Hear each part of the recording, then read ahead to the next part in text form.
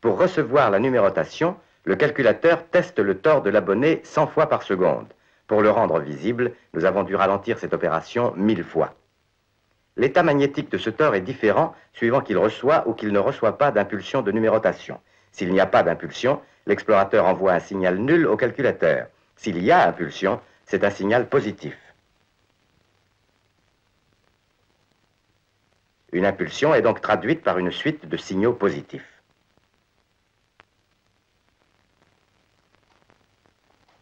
Le calculateur va traduire ces signaux représentant le numéro de l'abonné demandé en chiffres binaires.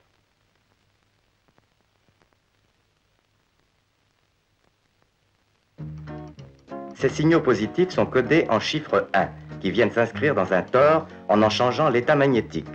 Par addition successive, le calculateur met ainsi en stock dans sa mémoire le numéro de l'abonné demandé.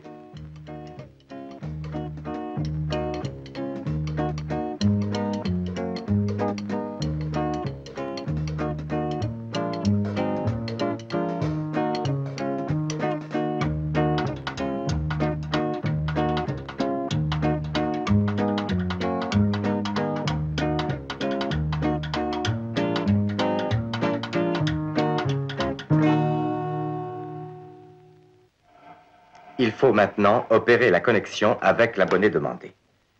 Le calculateur ordonne au réseau de connexion de prolonger la liaison établie entre le demandeur et le joncteur jusqu'au poste du demandé. Il faut prévenir celui-ci en le sonnant. C'est toujours le calculateur qui est chargé d'ordonner au distributeur de mettre le joncteur en position d'envoi du courant d'appel.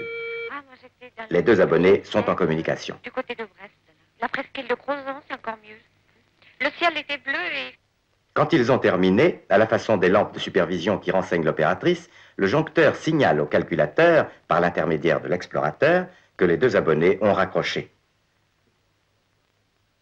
Celui-ci ordonne au réseau de se déconnecter, puis enregistre dans sa mémoire à tambour magnétique la taxe de la communication.